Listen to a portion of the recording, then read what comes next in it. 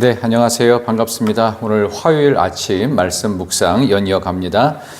시편 50편 16절에서 마지막 절까지입니다. 악인에게는 하나님이 이르시되 내가 어찌하여 내 율례를 전하며 내 언약을 내 입에 두느냐.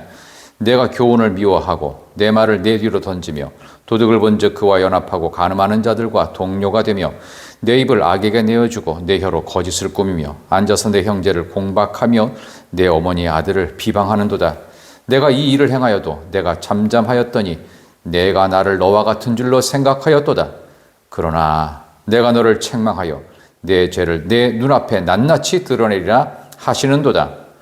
하나님을 잊어버린 너희여 이제 이를 생각하라. 그렇지 아니하면 내가 너희를 찢으리니 건질 자 없으리라.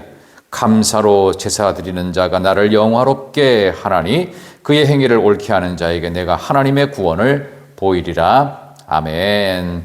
저는 주신 말씀을 가지고 삶이 문제다. 삶이 문제다라는 제목으로 오늘 화요일 말씀 묵상하도록 하겠습니다. 어제는 아사랴 시편 50편 앞부분이었죠. 여기는 예배가 문제다라고 말씀을 드렸습니다. 오늘은 그 두 번째 단락으로 우리의 삶이 문제입니다. 예배와 삶은 사실은 별개인 것 같지만 실제로는 하나로 연결되어 있습니다. 그래서 예배를 드리는 모습 그리고 삶은 예배자로서 삶을 살아야 되는 겁니다.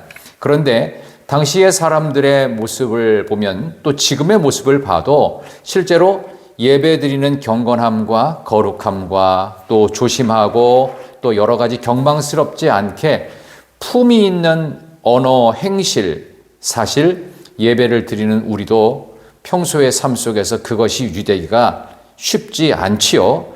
그런 점에서 삶이 진짜 문제입니다. 예배는 기본 자세라고 한다면 삶은요, 그 자세가 적용되는 겁니다. 그런데 여기 보니까 이렇게 돼 있죠. 16절부터 21절까지는 말씀을 던져버린, 말씀을 저버린 삶이고요. 그 다음에 22, 23절은 하나님을 잊어버린 삶이에요.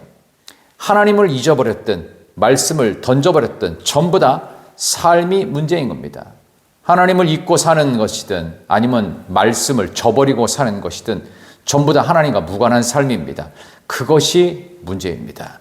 그것이 개선되어야만 우리는 믿음의 어제 말씀드린 큰 그림을 제대로 그릴 수 있습니다. 큰 그림이 제대로 그려지려면요, 한 구석에 있는 작은 모자이크 같은 삶의 시간, 순간, 기회, 모든 것들을 확실하게 붙잡아야 됩니다. 그걸 붙잡고서 거기에 기반을 두고 믿음으로 견디고 버티고 아름답게 색칠해야 되는데 어찌 보면 우리는 믿음의 큰 그림이 아니라 요거를 버려도 상관없겠지, 내 마음에 들면 열심히 하는 척 하다가 또 마음에 안 들면 대충 하거나 어떤 건 아예 잊어버리고 아예 어떤 거는 그냥 하나님 없이 사는 것처럼 아무렇게나 사는 삶이 문제라는 것입니다. 그래서 16절에 보니까 어찌하여 내 율례를 전하고 내 언약을 내 입에 두느냐. 하나님이 반문하고 비꼬는 겁니다. 그러면서 이렇게 내 율례 전하고 언약을 입에 두었으면 17절 교훈을 미워하고 있지 않니? 내 말을 내 뒤로 던져버렸잖아. 말씀을 버렸잖아. 18절 도둑과 연합하고 간음하는 자와 동료, 친구가 되었잖아. 19 내 입을 악에게 내어줬고 너 악한 말 하잖아. 혀로는 거짓 말 하잖아. 20절 내 형제를 공박, 어머니의 아들을 비방하지 않니? 누군가를 비방하고 안 좋은 말로 뒤에서 궁시렁거리는 거 결코 하나님이 좋아하지 않습니다. 이거를 말씀을 저버린 삶이라고 하는 것입니다. 그래서 21절에 그 결과가 어떻게 되느냐? 내가 이 일을 행하여도 내가 잠잠하였던, 내가 가만히 기다려주고 참아주고 그랬더니만 내가 나를 너와 같은 줄로 생각하였느냐. 하나님은 공의의 하나님이세요. 사랑과 공의가 함께 가시는 하나님이에요. 그러나 내가 너를 책망할 것이다. 내 죄를 내 눈앞에 낱낱이 드러내라. 공의의 하나님이 명확하다는 겁니다. 사랑과 공의가 함께 있습니다. 부모가 그렇죠. 자녀들이 자랄 때는 너무나도 사랑해 줍니다.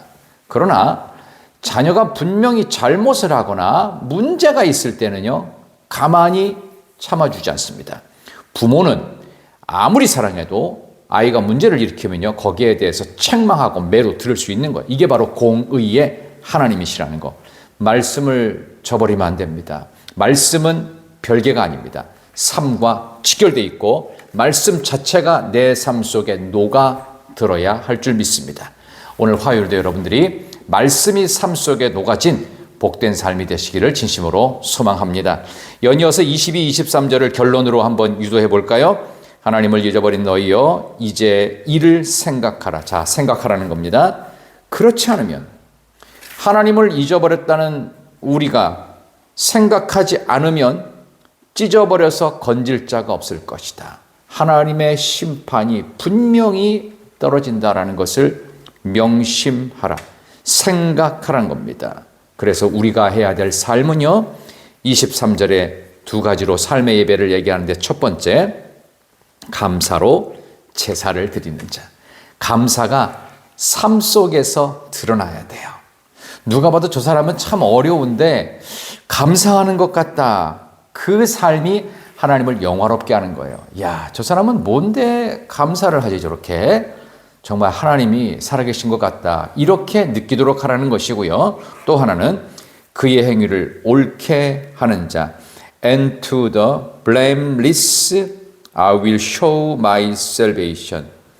부끄럽지 않아야 된다는 거예요. 감사한 삶과 행위가 옳게 누가 보기에도 하늘을 우러러 한 점 부끄러움이 없는 이 부끄러움이 없는 모습 그리고 감사의 삶으로 드리는 예배. 우리가 해야 될 삶이 문제인 부분을 삶이 아름다움으로 바꿔갈 수 있기를 바랍니다. 참으로 귀한 화요일입니다. 화사하게 웃을 수 있는 화요일이 되기 위해서 늘 감사가 행동, 삶 속에, 입 속에 감사가 있어야 되고요. 또 하나는 뭐예요? 행위가 옳게 누가 보기에도 부끄럽지 않게 보든지 안 보든지 한결같은 모습으로 하나님과 사람 앞에 아름다운 삶을 만들어가는 저와 여러분 되기를 진심으로 소망합니다. 하나님 감사합니다. 복된 화요일 우리 사랑하는 성도님들 삶의 문제를 넘어설 수 있도록 하나님 늘 감사가 우리의 삶 속에 체질화되게 하시고 특별히 행위를 옳게 하는 누가 보기에도 하나님과 사람 앞에 부끄러움이 없는 복된 삶이 되게 하여 주시기를 예수님의 이름으로 기도하옵나이다. 아멘.